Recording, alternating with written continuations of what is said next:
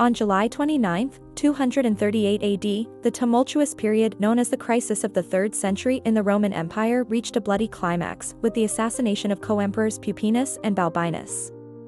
This era was characterized by constant civil wars, barbarian invasions, and economic collapse, leading to a rapid succession of emperors, many of whom met violent ends.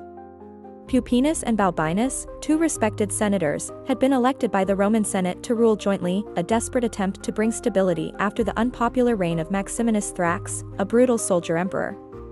Their co-emperorship, however, was fraught with internal strife. Pupienus, a military man, was tasked with confronting Maximinus, while Balbinus, a civilian, remained in Rome to manage the city.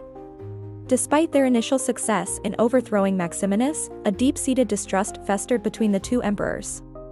Each suspected the other of plotting for sole power, and their personal animosity was well known. This internal division, coupled with their perceived arrogance and the Senate's growing influence, alienated the powerful Praetorian Guard, the emperor's elite bodyguard, who saw their own power diminishing. The Praetorian Guard, accustomed to making and unmaking emperors, resented the Senate's choice and the emperor's attempts to assert control over them. On that fateful July day, while the city was engrossed in the Capitoline Games, a detachment of the Praetorian Guard stormed the imperial palace. They found Pupienus and Balbinus arguing, a testament to their ongoing discord. The guardsmen seized the emperors, stripped them, dragged them through the streets of Rome, and brutally tortured them before finally putting them to death. Their bodies were left exposed in the street, a grim warning to anyone who dared to challenge the guard's authority.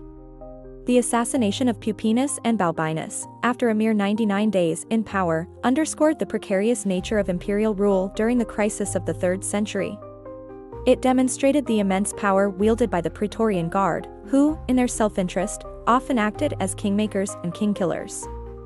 Following their deaths, the Praetorian Guard proclaimed the 13-year-old Gordian III as the new emperor, further highlighting the instability and the military's dominance over the civilian government. The events of July 29, 238 AD, serve as a chilling example of political instability and the unchecked power of a military elite.